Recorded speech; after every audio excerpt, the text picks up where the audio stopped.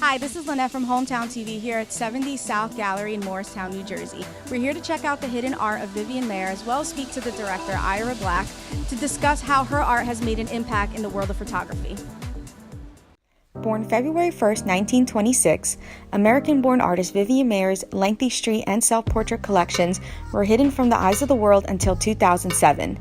Chicago collector John Maloof won the contents of Maier's work, which was tucked away in a storage unit at an auction, of over which 100,000 negatives and undeveloped rolls of film were kept concealed over a span of decades.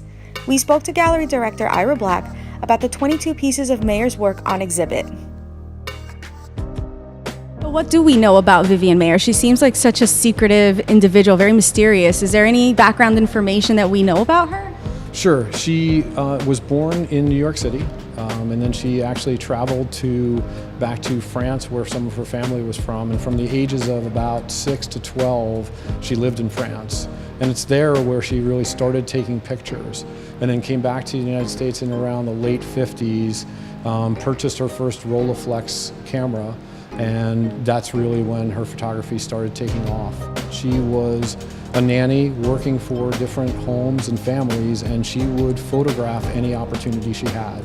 She would be out photographing on the streets of either New York, Chicago, or when she was doing other trips that she would take to either Egypt, India, or Morocco. That's amazing to be able to go to Egypt and India. And she went alone? She did. Yeah, our understanding is that she went alone to some of these places, which, you know, even today that's a pretty big step to do. But again, as a woman traveling in the 50s and 60s to go to those areas alone, you know, was pretty remarkable. And if you think about the quality of the photographs that she took, again, using the camera, this is actually an example of the camera that she was using. It's a Rolleiflex. This is a very certain style of camera that allows you to not have to bring the camera up to your eye. That's incredible. Does this actually still work? Does this one work? Yes, this one does still work, yeah. Oh, that's kind of cool. I want one. Today it's a lot easier with digital, and you could just push burst on your iPhone, but I mean, there was no such thing here. It's 12 images, and you had to really take your time and effort and really understand what you're doing. And if you look at the contact sheets that she did, there's just a very purposefulness about what she did. It's pretty remarkable. She could actually go in very close to her subjects, just look down, click away, without the subjects necessarily having to do a pose or know that she was there. And that really resonates a lot in the images that we have here on display. Just you see this natural quality about people, that they're really in their natural state. Just the emotional content and the context that you get and the connection you get to these women, it's from the back, but I believe you can tell more about these women from looking at them from behind than you probably could from just looking at them straight on. You know, and that's a pretty amazing quality for a photographer to be able to, you know, present. So I really have just been, you know, amazed at some of the work that she's been able to do. I'm extremely honored that we were able to work with the Howard Greenberg Gallery and the John Maloof Estate to bring this work here to New Jersey for the first time. And ever since my seeing of the documentary, Finding Vivian Maier, you know, I think that's one of the reference points that a lot of people have, is that she's this woman that's a bit of a mystery. Everybody wants to understand more about her. And I think for me, that's why out of the entire exhibition, you know, my favorite image is really the one self-portrait of her where we see her front facing on. She's not looking directly at the camera, but I think it gives us a little bit more opportunity to see really into who she was as a person, even if it is just a moment in time and a snapshot. You know, that was actually going to be my next question, the self-portrait. You know, I understand her taking pictures of individuals on the street just living their lives, but then she takes pictures of herself. And I'm just, you know, I'm looking at the picture and I'm curious, like, what is the story behind that? What is she trying to tell us just by showing a picture of herself, especially when it looks so ordinary?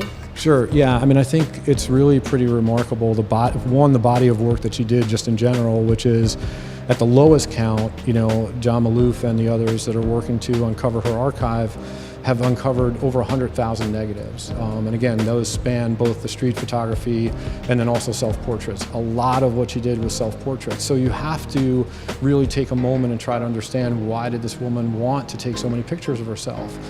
They're shadows, they're silhouettes, they're her reflected in a toaster. They're just these really just amazing opportunities for you to see another level of her creative mind in terms of just her passing by a cigarette machine and, seeing her reflection in there and saying, that's the shot I want. So I think from the self-portraits, we really do have an opportunity to get a very good handle in terms of the type of woman she was and the things that potentially were of importance to her to photograph. So I noticed, how many of these photos do you have? 22. 22. Yeah, we have 22 images that are on display. Again, as I said, all images are darkroom developed silver gelatins. They're all limited editions of 15, which means that as more and more of the images sell, they become more and more valuable. And each one of these are for sale. So I think it's one of these opportunities for people who are looking for an investment or something that they want to collect.